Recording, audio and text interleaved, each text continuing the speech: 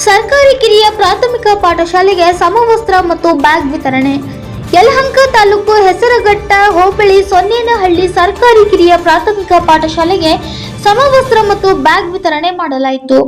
ಸುಮಾರು 15 ಜನ ವಿದ್ಯಾರ್ಥಿಗಳು ಇರುವ ಶಾಲೆಗೆ ಸಮಾಜ ಸೇವಕರಾದ ಹನುಮಂತರಾಜು, ನರಸಿಂಹಮೂರ್ತಿ, ಚಂದ್ರು, ಸುನೀಲ್ ಸೇರಿ ವಿತರಣೆ ಮಾಡಿದರು. ನಂತರ ಸುದ್ದಿಗಾರರೊಂದಿಗೆ ಮಾತನಾಡಿದ ಮುಖಂಡರುಗಳು, ಸರ್ಕಾರಿ ಶಾಲೆಗೆ ಬರುವ ಮಕ್ಕಳು ತೀರ ಬಡತನದಿಂದ ಕೂಡಿದ್ದು ಅವರ ವಿದ್ಯಾಭ್ಯಾಸದ ನೆರವಿಗೆ ಹಾಗೂ ಒಳ್ಳೆಯ ಶಿಕ್ಷಣ ಪಡೆಯಲೆಂದು ನಾವು ಬ್ಲಾಕ್ ಮತ್ತು ಸಮವಸ್ತ್ರವನ್ನು ವಿತರಣೆ ಮಾಡಿದ್ದು, ಮುಂದಿನ ದಿನಗಳಲ್ಲಿ ಎಲ್ಲರೂ ಸರ್ಕಾರಿ ಶಾಲೆಗಳಿಗೆ ತೆರಳಿ ಇದೇ ರೀತಿ ಸಹಾಯ ಮಾಡುವುದಾಗಿ ತಿಳಿಸಿದರು. ಇದೇ ಸಂದರ್ಭದಲ್ಲಿ ಸಮಾಜ ಸೇವಕರಾದ ಹನುಮಂತರಾಜು, ನರಸಿಂಹಮೂರ್ತಿ, ಚಂದ್ರು, ಸುನೀಲ್ ಹಾಗೂ ಶಾಲೆಯ ಶಿಕ್ಷಕರು, ವಿದ್ಯಾರ್ಥಿಗಳು ಉಪಸ್ಥಿತರಿದ್ದರು. Bureau report NKS TV4 Yelahanka. Sir, ಇವತ್ತು ಈ ಒಂದು ಸೊನ್ನೇನಹಳ್ಳಿ ಗ್ರಾಮ, ಇದು ಯಲಹಂಕ ತಾಲೂಕು ಹೆಸರಘಟ್ಟ ಹೋಬಳಿ. ಈ ಶಾಲೆಯಲ್ಲಿ ಸರ್ಕಾರಿ ಶಾಲೆಗೆ ಬರ್ತಕ್ಕಂಥ ಮಕ್ಕಳುಗಳು ತುಂಬ ಬಡ ಮಕ್ಕಳುಗಳು. ಈ ಬಡ ಮಕ್ಕಳುಗಳಿಗೆ ಕೆಲವರಿಗೆ ಸಮವಸ್ತ್ರದ ಸಮಸ್ಯೆ ಇತ್ತು. ಮತ್ತು ರಸ್ತೆಯಲ್ಲಿ ನೋಡ್ತಾ ಇದ್ರು. ಇವ್ರು ನೋಡ್ಬೇಕಾದ್ರೆ ಏನಂತದ್ದು ಅಂತಂದರೆ, ಬ್ಯಾಗ್ಗಳಿಲ್ಲದೆ ಕೆಲವರು ಕವರ್ಗಳಲ್ಲಿ ಕೈಗಳಲ್ಲಿ ಇಟ್ಕೊಂಡು ಬರ್ತಾಯಿದ್ರು.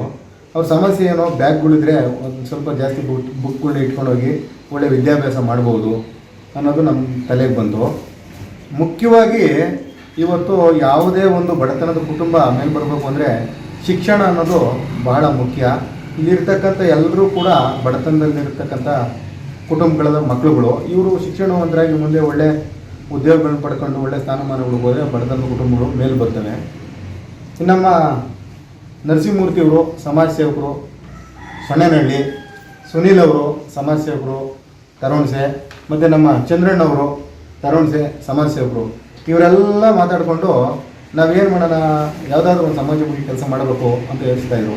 ನಮ್ಮ ನರಸಿಂಹಮೂರ್ತಿಯವರು ಸೊನ್ನೇನಹಳ್ಳಿಯವರು, ಸರ್ ನಮ್ಮೂರಲ್ಲಿ ಹಿಂಗೆ ಬ್ಯಾಗ್ಗಳ ಸಮಸ್ಯೆ, ಯೂನಿಫಾರ್ಮ್ಗಳು ಕೆಲವರಿಗೆ ಸಮಸ್ಯೆ ಇದೆ ಅಂತಂದರು.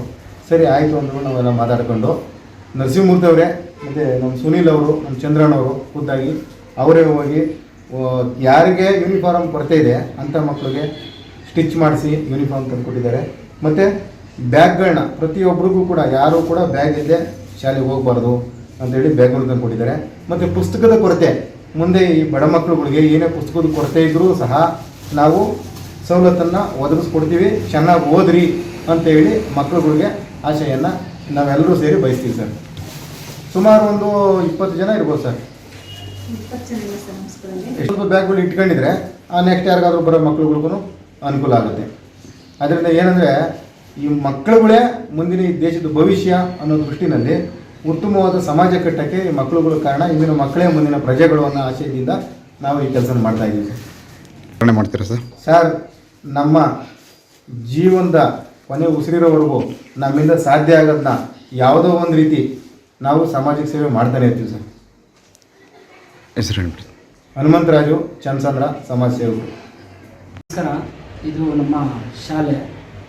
ವಿದ್ಯಾರ್ಥಿಗಳು ಮುಂದಿನ ಭವಿಷ್ಯ ಬೆಳಿಬೇಕು. ಅದಕ್ಕೋಸ್ಕರ ನಾವು 4 ಜನ ಸೇರಿ ಒಂದು ಬ್ಯಾಗ್ ವಿತರಣೆ, ಬಟ್ಟೆ ವಿತರಣೆ ಎಲ್ಲ ಮಾಡಿದ್ದೀವಿ. ಮಕ್ಕಳು ಖುಷಿಯಾಗಿ ಶಾಲೆಗೆ ಬಂದು ಒಂದು ವಿದ್ಯೆ ತಗೊಂಡ್ರೆ ನಮ್ಗೆ ಅನುಕೂಲ, ಅವ್ರಿಗೂ ಅನುಕೂಲ, ಮುಂದೆ ಬೆಳೀಲಿ ಅಂತ ನಾವು ಅಂಬೇಡ್ಕರ್ ಅಂತ ವ್ಯಕ್ತಿನ ನಾವು ನೋಡಿರೋದೇ ಮುಂದಿನಿಂದ ನೋಡಿದ್ದೀವಿ, ಇವತ್ತು ನೋಡ್ತೀವಿ, ಮುಂದೇನೂ ಇದೇ ಥರ ಮಕ್ಕಳಿಗೆ ಹೆಲ್ಪ್ ಮಾಡಬೇಕಂತ ನಮ್ಮ ಉದ್ದೇಶ. ಜೈ ಭೀಮ್. ಚಂದ್ರು, ಯಲಹಂಕ ತಾಲೂಕು. ಏನು ನಮ್ಮ ಹನುಮಂತರಾಜು ನಮ್ಮ ಸಮಾಜ ಸೇವಕರು ಹೇಳ್ದಂಗೆ, ನಾನು ಈ ಸರ್ಕಾರಿ ಶಾಲೆಗಳಿಗೆ ವರ್ಷವೂ ಸಮಾಜ ಸೇವೆ, ಅಳಿಲು ಸೇವೆ ಅಂತ ಮಾಡ್ತಾಯಿರ್ತೀನಿ.